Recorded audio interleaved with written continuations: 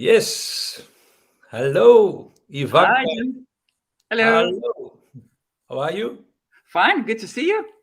Yeah. Yeah. Nice to have you here. Always like a sunshine in the Well, room. I'm just mirroring what I see. When I see a smile, I give a smile back. So Yeah. thank you. Yeah. Yeah. Thank you for being our guest. It's like already like kind of a party today because it's the 14th Yes. coffee Woohoo. break.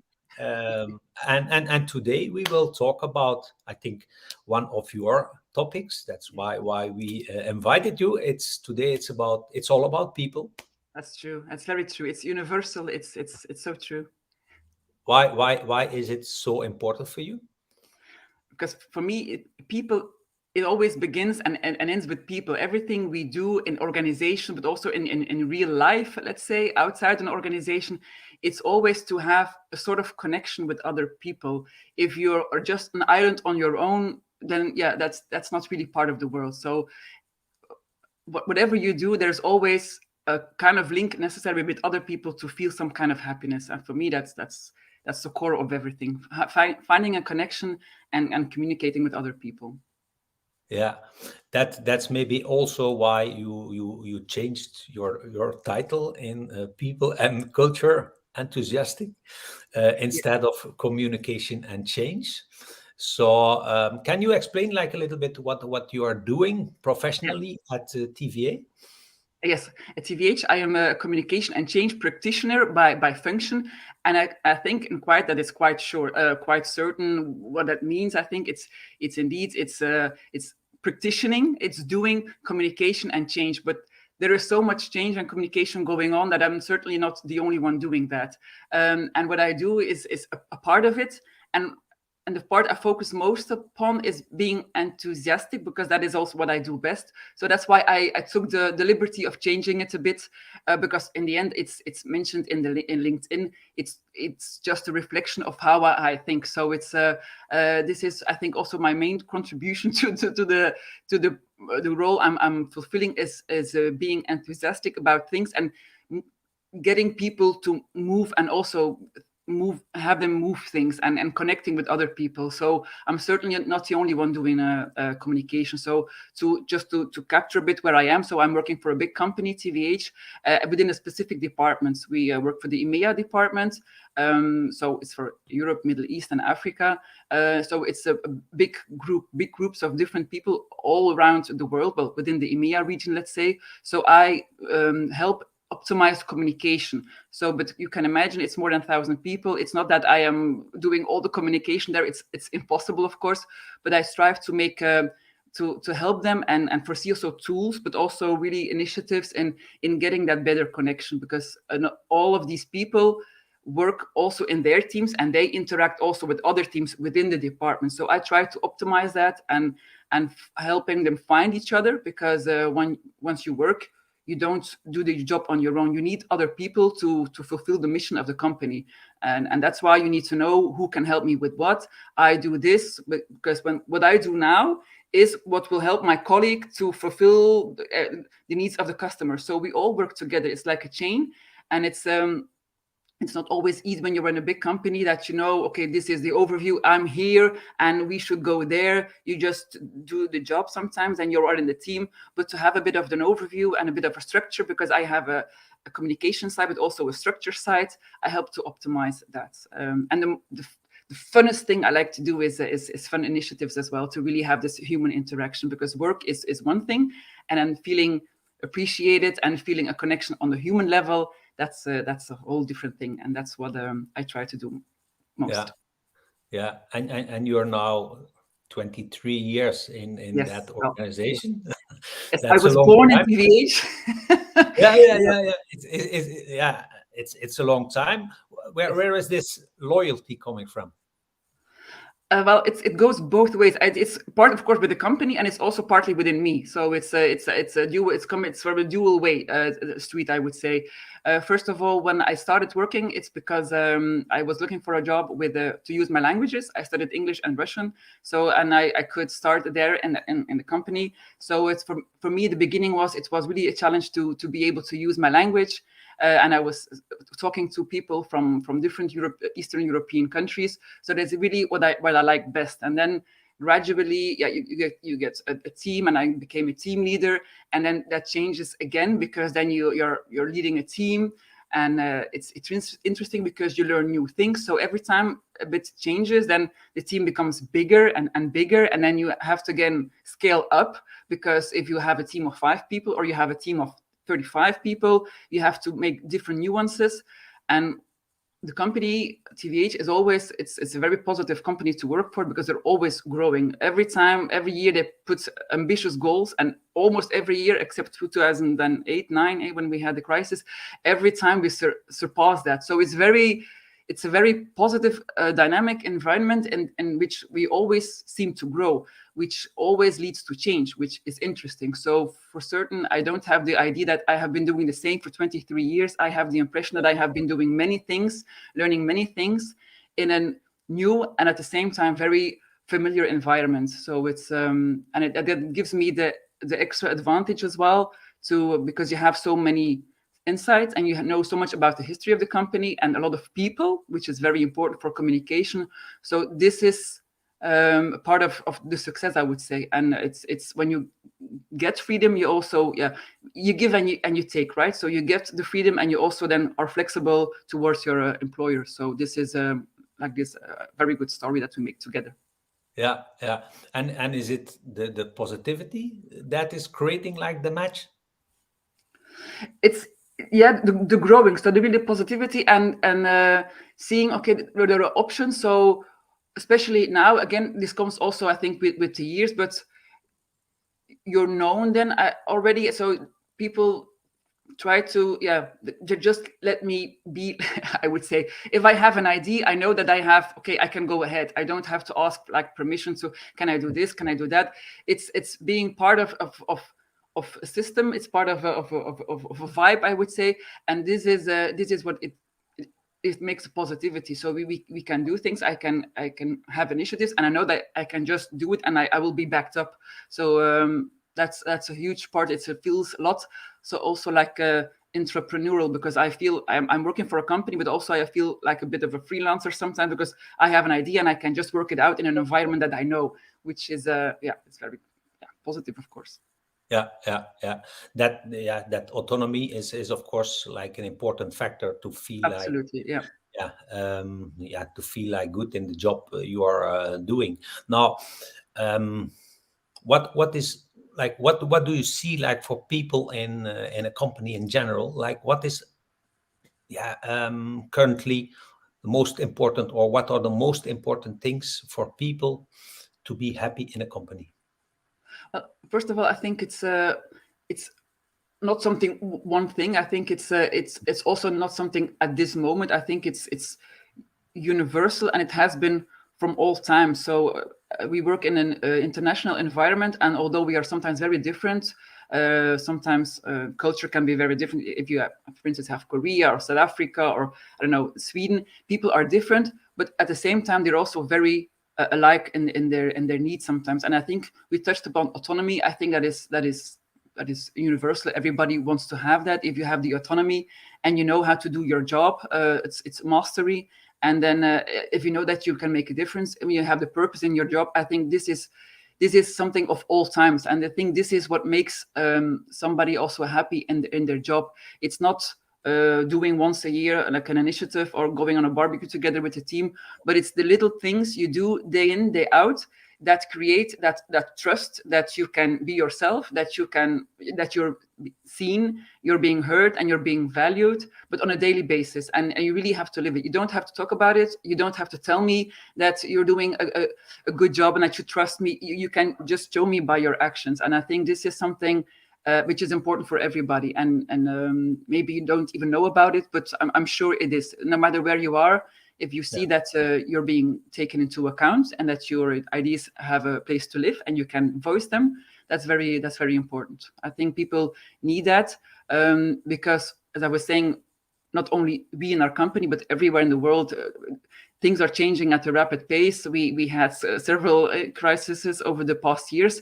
And although lots of things are changing, it also makes us more resilient in the same. We face sometimes difficulties. That's normal. That's part of life.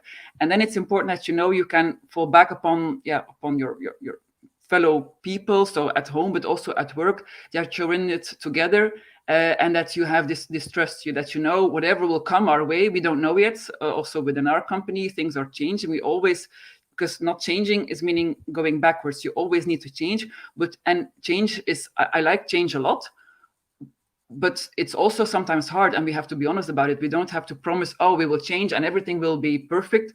We will strive to make it very well, very good, but no, it will be difficult. And no, in these times, you need each other. So you have to make sure that you can trust your people and you can trust your team. And when you give the trust, you will get the trust, and you go together. So Yeah.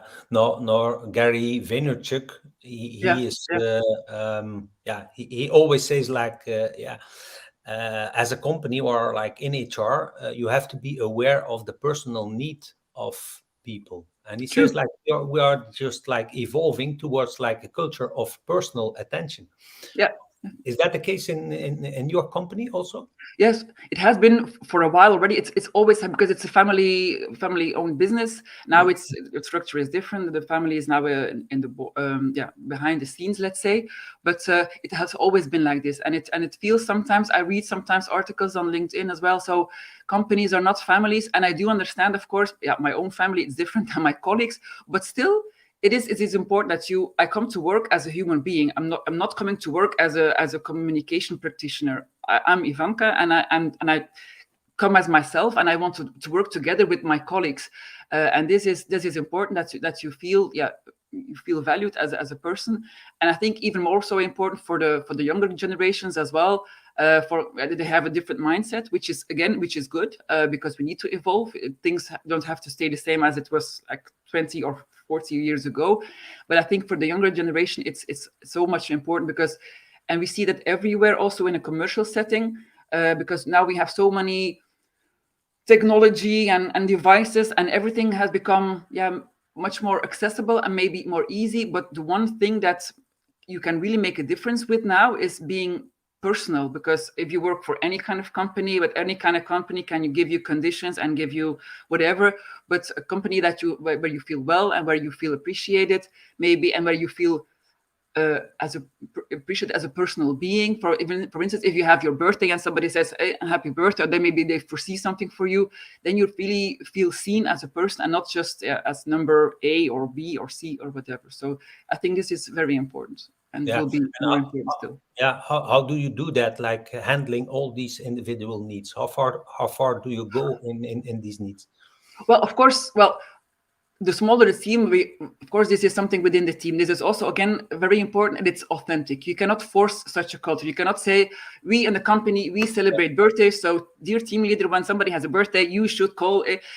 This doesn't work like this. But we hope, of course, with the culture, that when you see that people are doing that, and also you feel valued, you will also, if somebody gives you something for your birthday, or says, congratulates you, probably you will also want to do the same for another colleague as well. So within the teams, I think people do this because they know each other best. But this is, for instance, a good example that we do, again, within the EMEA department. So it's international. We cannot, before in the old days, you bought a card and then everybody wrote their name on it and then you put it on the desk. You can no longer do that. So but we have now a digital way of doing that. So for instance, I make a board. Somebody has a birthday and we send out a link to a board, and everybody posts some pictures or some wishes. Okay. And then on that person's birthday, we send out the board. And I really see, because communication is often about trying things, and you try things and some things work and some things don't work.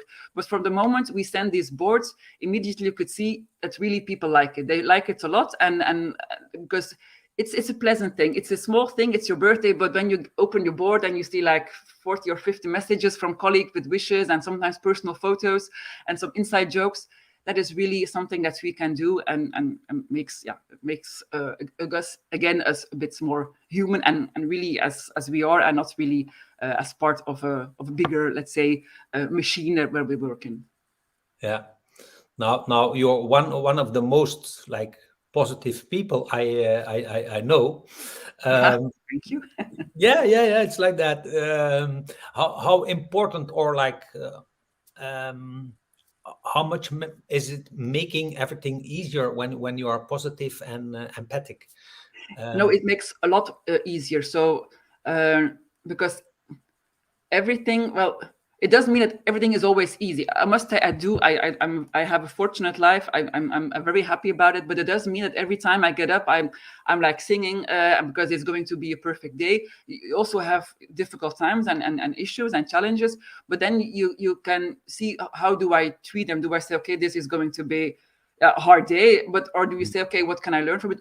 How do I see that I react, and what can I improve if I don't like a situation? And it happens on a regular basis that I don't like things, but then I can sit and complain and think, oh no, or I can find a way that will make me handle it in a better way, or maybe I can change it, or maybe I can convince somebody also to of ideas that I have. So it's a constant learning curve, and that's probably also the reason or the secret of me being so long at the company, that you always find ways to improve things. That if you don't like the reality, well, then you look at the reality maybe with different eyes, which is possible because you tend to think in the same way. But it's always nice to talk to people who have different views, because then you can learn a lot, and sometimes you can get a consensus, and sometimes you can agree to disagree, which is also fine. But every time you learn. And so I think this is the part of also the happiness, because once you feel that you're not a victim of the situation, you don't like it, but then you have the choice: either you deal with it, or either you say, okay, I will not deal with it, I will just undergo it. But you are in charge. Nobody is telling me you have to do it like this, because you have no choice. I always have a choice. I have a choice to tackle it, or I have the choice to do nothing. And that makes it very important for me, that I have the choice to how to react to things in life. Yeah, yeah. No, also like your statement is like that you like to share joy with Yeah, the others. That's yeah, like kind of your mission. Of course, that's high energy. And yeah. how important is that? Like that joy to create like that joy for people. Like for sure after COVID, how important is that? It's I think it's very important, because I also watched the last session of last week. So everybody is again different. For we all went through COVID, but we all went through it in a different way. I think for me it was kind of okay. The situation was okay, but of course it is in my situation. I think a lot of people had a very hard time. So it's yeah, it's important to have find always moments of joy. Not every day is a good day, but there is something good in every day. And it's really, I put the bar really low with that. So you don't expect a big smile, and every day should not be bright and shiny. But there is the little things. Sometimes you have you see somebody smiling in the street. Sometimes it's just a good cup of coffee. Sometimes you just got up and nothing ached, for instance. This is also when once you see that and you can appreciate the little moments of joy, you will see there are many. And once your mind gets focused on these kind of things, it doesn't mean that the other things are not there anymore. There is still COVID, but you find ways, or you find maybe a small light in the dark day. And but there are some lights to be had. And once you experience it, you can maybe also share it, because sometimes when you don't know it, you can also be the light for somebody else, even if you don't know it. It sometimes happens to me that people who I don't really know, or haven't seen for a long time, suddenly tell me, yeah, but something you wrote, or something you said like a long time ago, and I was not even aware of it. But you see, sometimes you have an impact on people that you don't even know. So that's why it's also important that not that you have to be positive all day long, because everybody, yeah, it has to be authentic. You don't have to be the false positive, but know that everybody carries within them a certain amount of joy, and that if you can share it, you create a link, and you have the ripple effect. Let's say if I do something pleasant for you, or you do something pleasant for me, it will make me feel good. I will go outside and I will maybe smile to the next person I see, because you made me feel good. So, and I'm a strong believer of the ripple effect on a daily basis, in the small things, not in the big shabam things. Yeah, yeah. Now there's a focus now on diversity and Yeah. inclusion. How is that going in TVH? Well, I also know that it's going to be even higher on the agenda. It was already a part of our mission. We have several building blocks, and within our sustainability building block, it's part of it, and it will become even higher on the agenda in 23. I heard, so it's not something that I'm in charge of, but I'm also curious to see how it will work out, because this is again really important, because we were talking also before. It's important to be diverse, because every person has their potential, and in a good team you should have different people, diverse people, because if you have in a team, it doesn't matter on which level, and in the warehouse, or if on the road, or at management table, it doesn't matter if you all have the same minds. It's even genius minds, that it's perfect, but you need a kind of diversity for having different perspectives, and to have a representation of of society, I would say, as well. So I think that it's very important, from every angle, from a human aspect, but also again from productivity wise, because if you have in one team and everybody's perfect at analyzing things, but but communication is important, and sales are important, and technical lookup is also important. You need to have different views and different potential within the team, in every team, I think. Yeah, yeah, and I think it's even more important than just having all different types, that you are able to make these different types feel at home Yeah, in the company. And that's like one step further, because like, for some companies it's just like kind of a political statement, like we have that many people from that type, from that yeah, type, whatever. Like I think the main thing is to feel to make these people like feel really happy and yeah. belong at work. Again, it should be of course very authentic. Again, in the company we have the lock. We are an international company, even within Wareham. In our headquarters in Wareham, we have a lot of international. Yeah, we have a lot of different nationalities. In the sales department, I don't know by heart, but we speak like tens and tens of languages. We have so many people from different backgrounds, which is really, I love it. It's really, it's again, different people, different culture, but also the same. Our the company ties us together, and the mission and the vision drives us together. So this is important, but it has to be authentic. It doesn't have to be, okay, now we are missing like one female, Yeah, then at yeah. this age. No, but the good thing is we have these people. So if you would not have these people in your company, then I understand. Then you have to change your your policy, maybe for hiring new people. But we have a lot of people, we have a lot of diversity, and people have the chance to move on. So this is you first have to have the people before you can move them around. Or no, you don't have to move them around. You open up possibilities that are open to everybody. So again, it should not be forced. Nobody should be forced in a role, because this is also something I learned when I was a team leader. If people don't want to do a thing, then a certain thing, if they don't want to do it, it's very hard to make people do something. It should always make sense to them, which is correct. Because if I don't see the sense of me doing that, I first need to be explained, and I need to see the value that is created, and then I will do something. So I'm a big believer of that. People make their own choices. Yeah. In the beginning, you said like you like to set goals and to get like the results. Now, what I see is like the newer generations, like they are like shifting towards like more purpose, more like even spirituality, more well-being, etc. And they start like, for me, lacking like a little bit the importance of that stable ground, that these results, that is Mhm. like kind of disappearing a little bit. Do you see the same things happening?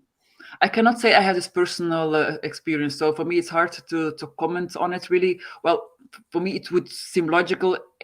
Again, when you work for a commercial organization, at the end of the day, you need to be you need to be profitable. If you say we all have to feel well, and we have to go, we have to take care of each other, and do all kind of team building, but we don't sell anything, well, then the company will not thrive, and then we will not thrive. So it's always, we're in this together. So it's for me it's hard to say that it's I notice some kind of tendency. but it's for me, it seems very logical that they should go hand in hand. Mm. It's not a case of either or. It should not be. We really have to be productive, or we have to think about well-being. Yeah. They really go hand in hand, and it is also how you attract more of the people who think the same. Because you have a certain culture in a company, we have a very positive culture. You want to attract these people as well, Mm. who understand, so who are the same wavelength, and who are made of the same, who are the fit with the company, and then it's easy. And I don't think then really that age matters that much, because sometimes when you hear the descriptions, I also read it age Gen X and Gen Y and Gen. Mm. Sometimes when I read the description, I think, but this is also viable for me. I'm 46, but if I see what the youngsters want, I think I also want this. So it's not something that is really limited to a specific generation. I think, again, if you're valued and heard and seen, I think this is universal and of all ages. But Yeah. in a commercial organization, at the end of the line, of course, it should be thriving as well. Yeah, no, but the importance of freedom, and you mentioned like autonomy, but like, yeah, it goes one step further. Like, people want to work from home the moment that they want to work. So freedom for me is like one step further than autonomy. Now, what I see sometimes, and you mentioned it also, in autonomy, one of the major things in autonomy is that you really master the skills that are needed. Otherwise, you have to kind of give them a direction. What do you do when you see like people want to be autonomous, but they kind of lack the skills to do it themselves? Yeah, but we invest a lot in training. So we organize. When I say we, it's a company. It's HR and learning and development. They really invest in training programs. So we have the possibility to. It's in collaboration with I forgot the name now of the institution, but we have a possibility to follow courses after the hours, but also during the hours. We really invest in trainings on the system, but also on novelties. We are getting training. It's possible, so you don't have to, for certain things that you need for your job. If you need to know how to work the system, of course you have to follow it, but there's always a possibility to follow some extra courses as well. If you think something is really important for you to become better at your job, you can also apply. You can find a course and you can apply to learning and development to see if they are willing to, if TVH is willing to invest in that course. I have followed several courses like that. So it's again, it's a win-win, because I will become better at something, and TVH can benefit from that. It's not for me wanting to learn Chinese. That will not help TVH. But if I want to become a better communicator, for instance, and I will want to follow a course on communication management, which I have done as well, for instance, they do this. So this is this is an important aspect, I think, within our company, that we constantly encourage people to keep on growing, also mentally, and keep on evolving. Mm-hmm. Now, when you have that diverse group of employees, how do you engage like each of them? Each of them is it's hard. So again, it's with the ripple effect. But if you see a good example, you're quite likely to do the same as well, because again, this is universal, because people want to be seen. And if you are coming in a group, for instance, when we have new team leaders starting from different countries, and we welcome these people. So it's of course by mail, because you cannot shout out to everybody in different countries. So you see it, and the people are reacting on it. We make people feel welcome, and that is important, to have this feeling. And then you can, when you have such a positive experience, I'm sure that in your turn you will see, this is how it's being done. It's, first of all, I think it's nice to be treated like this, but it also will show you this is how things are being done here in this organization. And in your turn, I think you will also probably do the same then. So it's setting the good example, and a good example can come from anywhere. It doesn't have to come from the CEO, who then has to go it down. It can be, of course, it's very powerful when the top management gives a very good example, but it can come from everybody. The same also with happiness at work. It doesn't have to come from your team leader, who will make you happy, and because they followed some course and they will make you happy. Anybody can be the example. So and I cannot make sure that everybody gets celebrated, but by giving the good examples and being there and showing what is possible, and then really relying on other people to spread that joy, and I hope and it kind of works. It kind of works that way. So yeah. Yeah, and you lead then by example in being positive. How do you deal with personal frustration? Do you show it? Uh, yes, sometimes the people who are closest by will know that I sometimes need to vent, and the people know in my immediate surroundings will know it. But it's always from a positive side. I mean, I'm not about but this is not working well, and it's always because you want things to improve. So and again, it's important that you make it heard, because I'm not, if I see something that I don't like, I will tell about it. If the situation is not good, I will tell about it. It's important that you have this feeling. Again, this is a good thing within our company. I always had the feeling that I can say if there's something I don't like, I can say it. I will say it in a respectful way and in the right moment, right? I will not wait until we are 50 people together and to shout something negative. I will never do that. But it doesn't mean that you cannot be aware of things that are not going that well yet, that could improve. So I try to tackle them and to make other people maybe aware of them, and hopefully we can solve them together. And then if not, if sometimes my views are different than other people's views, then again I can choose how to react to that. I can say, oh, they don't see my good points here, or I can say, okay, this is how it is because it's probably caused by that. And I try to see the bigger picture and tackle the things I can change, but things that I cannot change, it has no use of being frustrated over it a long time. Of course, easier said than done. I do think about things a lot of time, but I know, and wisdom comes by age. So these cycles become smaller and shorter, because I know it has no use to fret over things that you cannot change. Yeah. Now you like change. Is status quo frustrating you? But it's always coming from a certain context, right? So the bigger the company, sometimes I used to work before TVH. Used to work in a small company. We were like 3. So if you want something, all 3 you come together and it's decided. But the bigger the company becomes, I understand that sometimes things are not that easy, because you have to take into account if you change something in the process, it will also impact other things. So you have to have consensus. You have to have dialogue. So it takes a longer time. That is normal. It's sometimes frustrating, that's true, but in the end, if things are going in the right direction, I try to focus on that. Yeah. And for communication, what are the most important elements of good communication? Well, I think lots of aspects, of course, but one of the things is transparency, because again, within the department, I try to foresee like a good cascade of information, but not really cascade, because it doesn't work like this. I could inform that person and then they will inform these other persons. It doesn't always work like that, but just making people aware that we want to be transparent about things.